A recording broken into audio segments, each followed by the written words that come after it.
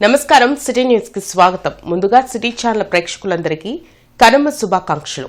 ఇక వాతావరణాలకు వెళ్తే తెలుగు రాష్ట్రాల ప్రజలకు ముఖ్యమంత్రి చంద్రబాబు నాయుడు కనుమ శుభాకాంక్షలు తెలిపారు. పశు సంపద మనకు అసలైన సంపద.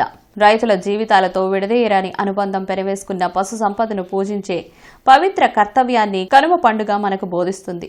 ఈ విలువలను కాపాడుకుంటూ రైతులు ముందుకు సాగాలని కోరుకుంటున్నాను. పశుపక్షాదులను చక్కగా చూసుకుంటే ప్రకృతి కూడా కరుణిస్తుంది. అన్నదాత సుఖీభవ అంటూ ఆశీర్వదిస్తుంది. కనుమ పండుగ మీ కుటుంబంలో సంతోషం నింపాలని మనస్ఫూర్తిగా కోరుకుంటున్నానన్నారు ముఖ్యమంత్రి చంద్రబాబు నాయుడు. శంకర్ విలాస్ ఆర్ఓబి పనులు శరవేగంగా కొనసాగుతున్నాయి. ఇప్పటికే జీజీహెచ్ వైపు పిల్లర్ల నిర్మాణంను అన్ని చర్యలు చేపట్టారు. కేంద్ర సహాయ మంత్రి పెమ్మసాని చంద్రశేఖర్ బ్రిడ్జి నిర్మాణాన్ని వీలైనంత త్వరగా పూర్తి చేసేందుకు కృషి చేస్తున్నారు. శంకర్ విలాస్ బ్రిడ్జ్ కూల్చివేయడం వల్ల నగరంలో భారీగా ట్రాఫిక్ జామ్లు అవుతున్నాయి. 3 వంతెనలు, కంకరగుంట ఆర్ఓబిపై వాహనాల రాకపోకలు బాగా పెరిగిపోయాయి. పీక్ టైంలో ట్రాఫిక్ జామ్ ఎక్కువగా అవుతుండటంతో వాహనదారులు అసహనం వ్యక్తం చేస్తున్నారు.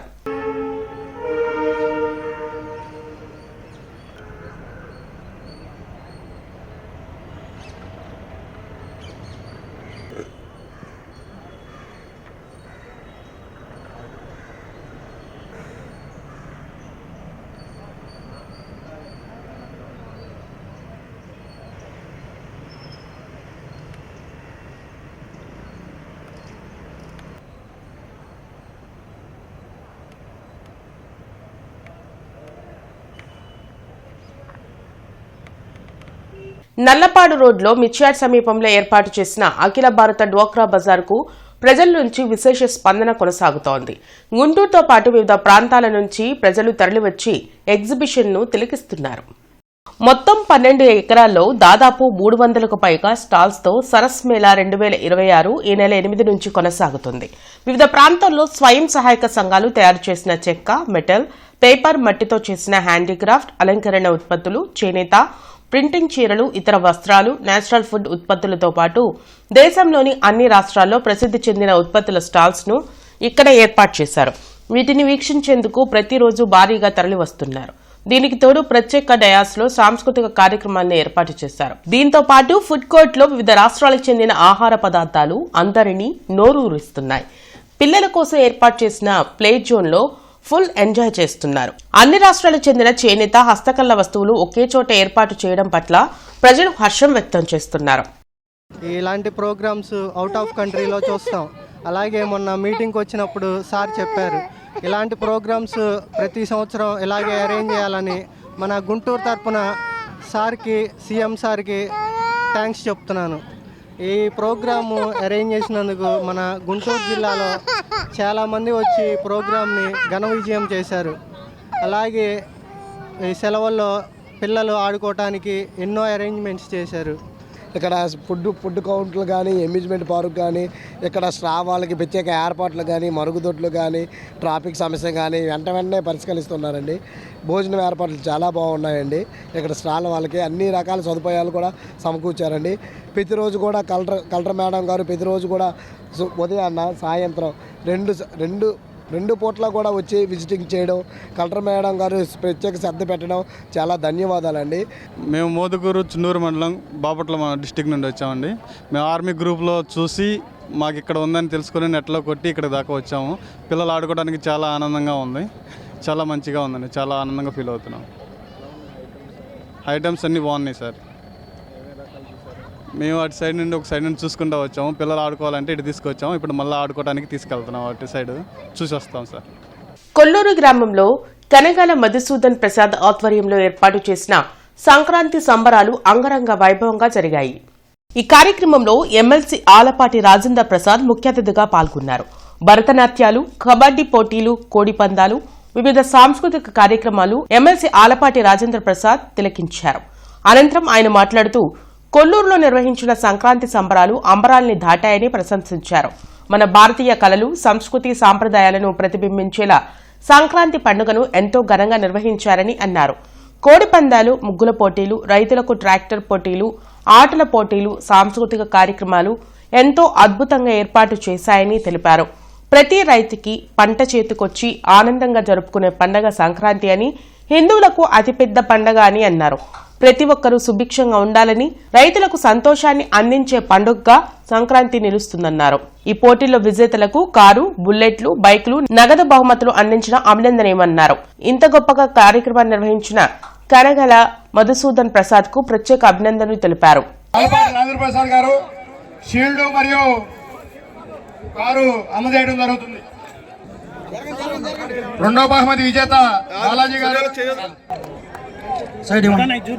తిరగండి.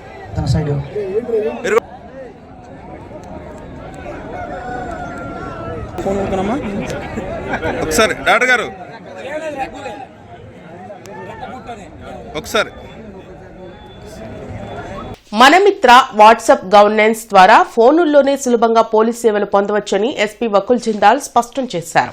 ప్రజలకు ప్రభుత్వ సేవలు మరింత సులభంగా, వేగవంతంగా, పారదర్శకంగా అందుబాటులోకి తీసుకువచ్చే లక్ష్యంతో ప్రభుత్వం ప్రవేశపెట్టిన వినూత్న కార్యక్రమమే మనమిత్ర వాట్సాప్ గవర్నెన్స్ అని వివరించారు. దీని ద్వారా ప్రజలు పోలీస్ స్టేషన్ కు వెళ్లకుండానే తమ మొబైల్ ఫోన్లోనే ఎఫ్ఐఆర్ కాపీ, ఎఫ్ఐఆర్ ప్రస్తుత స్థితి, ఈ చలానా వివరాలు తదితర పోలీస్ శాఖకు సంబంధించిన సేవలను పొందవచ్చని పేర్కొన్నారు. ఈ సేవలు పొందాలంటే ముందుగా 9552300009 అనే నెంబర్ను తమ మొబైల్ ఫోన్లో సేవ్ చేసుకుని వాట్సాప్ ద్వారా హాయ్ అని మెసేజ్ పంపాలని సూచించారు. అనంతరం ప్రభుత్వం అందిస్తున్న వివిధ సేవలకు సంబంధించిన మెనూ ప్రదర్శించబడుతుందని, అందులో సేవను ఎంచుకోండి అనే ఆప్షన్ను క్లిక్ చేయడం ద్వారా అవసరమైన సేవలను ఎంపిక చేసుకోవచ్చని వివరించారు. ఆ మెనూలో పోలీస్ శాఖ సేవలు అనే ఆప్షన్ ఎంచుకుంటే ఎఫ్ఐఆర్ నమోదు, ఎఫ్ఐఆర్ స్థితి, ఈ చలానా వివరాలు వంటి సేవలు సులభంగా అందుబాటులో ఉంటాయని ఎస్పీ తెలిపారు.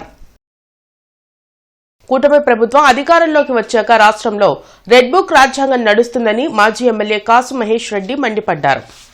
పిన్నెల్లికి చెందిన వైసీపీ నేత సాల్మాన్ పై టీడీపీ శ్రేణులు దాడులు చేస్తే చికిత్స పొందుతూ మృతి చెందారని, అతనిపై పోలీసులు 324 సెక్షన్ కింద కేసు నమోదు చేయడం దుర్మార్గమని అన్నారు. మాజీ మంత్రి మేరుగ నాగార్జునతో కలిసి జీజీహెచ్ మాచూరిలోని సాల్మాన్ మృతదేహాన్ని పరిశీలించారు. ఈ ఘటనపై న్యాయస్థానాన్ని ఆశ్రయించనున్నట్లు వెల్లడించారు. గ్రామంలో శాంతి కమిటీ వేసి గొడవలు జరగకుండా చూడాలని కాసు మహేష్ రెడ్డి కోరారు. పిన్నెల్లి గ్రామం ఎలా అభివృద్ధి చేశాం రండి, మీరు కావాలంటే వచ్చి చూడండి. అడుగడుగునా సిమెంట్ రోడ్లు వేసాం, తాగునీటి పథకాలు, ఇళ్ళు లేని వాళ్ళకి ఇళ్ల పట్టాలు, రూపురేఖలు మార్చాం. ఏమైంది గెలిచిన రోజు నుంచి 200-300 కుటుంబాలు, గ్రామంలో ఉన్న మైనారిటీలు, బీసీలు, ఎస్సీలు, ఓసీలు, వైఎస్ఆర్సీపీకి ఓటేసిన ప్రతి ఒక్కడు, కార్యకర్త, నాయకుడు ఊరు బయట తరిమేశారు. పోలీసులు అడ్డం పెట్టుకొని ఒక సైడ్ పోలీసులు కొడుతున్నారు, ఇంకో సైడ్ తెలుగుదేశం నాయకులు స్వైర విహారం. పిల్లలు, ఆడవాళ్ళు ఈరోజు గుంటూరుకు వచ్చి పాపం సెక్యూరిటీ గార్డులాగా చిన్న చిన్న పనులు రోజు కూలికి పోయి చేసుకుంటున్నారు చాలా కుటుంబాలు, ఎస్సీల్లో, బీసీల్లో, మైనార్టీలు. ఎడనుందా 200-300 కుటుంబాలంటే ఈ రోజున సుమారు 800 నుంచి 1000 మంది. ఈరోజు న్యాయం జరగకపోతే రేపు అధికారం వచ్చిన తర్వాత మొట్టమొదటి వారంలోనే దీని మీద సిబిసిఐడి ఎంక్వైరీ ఉంటుంది. దీన్ని చేసిన వాళ్ళు, ఉసిగొల్పిన వాళ్ళు మీకేం చేసిరండి, నేనున్నానని చెప్తున్నా ఎరపతినేని శ్రీనివాసరావు. మేము కేసులు చూసుకుంటున్నా ఉంటున్నా ఈ సిఐఎస్ఐ అందరినీ తీసుకొస్తాం, రేపు బజారుకు లాగుతాం. ఇప్పటికైనా అంబేద్కర్ గారి రాజ్యాంగం చదవండి అయ్యా బాబు. ఎందుకు రాశాడు ఆ మహానుభావుడు ఈ దేశం కొరకు? విభిన్న కులాలు, విభిన్న మతాలు, విభిన్న జాతులు కలిసి ఎలా బతికినాయి నాశనం చేస్తున్నారు. రెడ్ బుక్ అని. ఒకటి గుర్తుపెట్టుకోండి, ఈరోజు మీరు మాకు పాఠాలు నేర్పుతున్నారు, రేపు గుణపాఠాలు నేర్చుకునే రోజు వస్తుంది. డాక్టర్ గణేష్ ఎంబీబీఎస్ తంబాలుగరువులోని తన ఇంట్లో బొమ్మల కొలువును ఏర్పాటు చేశారు. అనంతరం బొమ్మల కొలువుకు వచ్చిన అతిథులతో కలిసి లలిత పారాయణం గావించారు. డాక్టర్ గణేష్ నానమ్మ అతిథులను సత్కరించారు.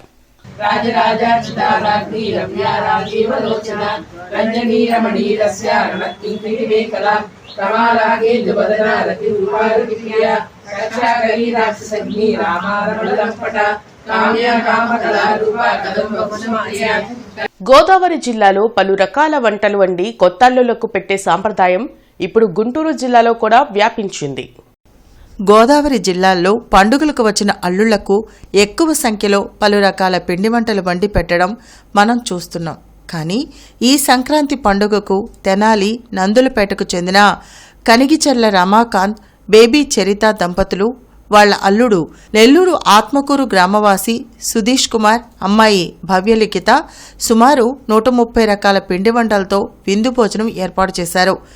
కనిగిచెర్ల రమాకాంత్ దంపతుల కుమార్తె భవ్యలిఖిత నెల్లూరు ఆత్మకూరు గ్రామం వాసి సుధేష్ కుమార్కి ఇచ్చి 6 నెలల క్రితం వివాహం జరిపించారు. మొదటి సంక్రాంతి పండుగకు ఇంటికి వచ్చిన అల్లుడు కూతురికి సర్ప్రైజ్గా పలు రకాల వంటలతో విందు ఏర్పాటు చేసి తెనాలిలో కొత్త సంప్రదాయానికి శ్రీకారం చుట్టారు. అల్లుడు సుధేష్ కుమార్ మాట్లాడుతూ ఇలాంటి భోజనం గతంలో ఎప్పుడూ చూడలేదని, తనకు సర్ప్రైజ్గా అత్తమామలు ఏర్పాటు చేయడం చాలా ఆనందంగా ఉందని, ఇన్ని తినగలనో లేదో తెలియదని చమత్కరించారు. మామ రమాకాంత్ మాట్లాడుతూ ఇలాంటి విందు ఏర్పాటు చేయాలని ఎప్పటినుంచో కోరికని, తమ కుమార్తెకు కొత్తగా పెళ్లయిందని, అల్లుడితో కలిసి మొదటిసారి సంక్రాంతి పండగకు ఇంటికి వచ్చారని, కూతురు అల్లుడికి సర్ప్రైజ్ ఇవ్వడానికి సుమారు 130 రకాల విందు ఏర్పాటు చేసినందుకు చాలా ఆనందంగా ఉందని తెలిపారు. ఈరోజు సంక్రాంతి సందర్భంగా మా మామగారు ఇవన్నీ ప్లాన్ చేశారు. మా పెద్ద మామగారు, అత్తయ్య, వదిన వాళ్ళు అందరూ చాలా ఆనందంగా అనిపించింది, చాలా సర్ప్రైజింగ్ అనిపించింది. ఇన్ని చూడడమే ఫస్ట్ టైం, ఇంక తింటామో లేదో తెలియదు. చాలా ఎక్సైటింగ్గా ఉంది. గత 5 నెలల క్రితం మా పెద్దమ్మాయి భవ్యనిఖిత మ్యారేజ్ చేయడం జరిగింది. ఫస్ట్ టైం సంక్రాంతికి మా అల్లుడు సుధీష్ కుమార్ గారు రావడం, వారికి ఏదైనా సరే మనం సర్ప్రైజ్ చేయాలి అనే ఒక ఉద్దేశంతో ఈరోజు మా అన్నగారు, మా పెద్దమ్మాయి కీర్తి కానివ్వండి, వాళ్ళ హస్బెండ్ ప్రసాద్ గారు, వీళ్ళందరూ కూడా మా వదిన, వీళ్ళందరూ కూడా చాలా కోఆపరేషన్తో మంచిగా వాళ్ళందరికీ సర్ప్రైజ్ చేద్దాం మనం అని చెప్పేసి ఇన్ని రకాల పిండి వంటలు 126 మినిమం తగ్గకుండా పైనే ఉంటాయి. అన్ని రకాల పిండి వంటలు తయారు చేసి ఈ రోజున వాళ్ళకి సర్ప్రైజ్ చేద్దామనే ఉద్దేశంతో చేయడం జరిగింది. వాళ్ళు ఎంతో సుఖ సంతోషాలతో వర్ధిల్లాలని చెప్పేసి ఆశిస్తూ అందరికీ సంక్రాంతి శుభాకాంక్షలు తెలియజేయడం జరుగుతుంది. మరొకసారి సిటీ ఛానల్ ప్రేక్షకులకు కనుమ శుభాకాంక్షలు తెలియజేసుకుంటూ ఈ వార్తలు ఇంతటితో సమాప్తం. నమస్కారం.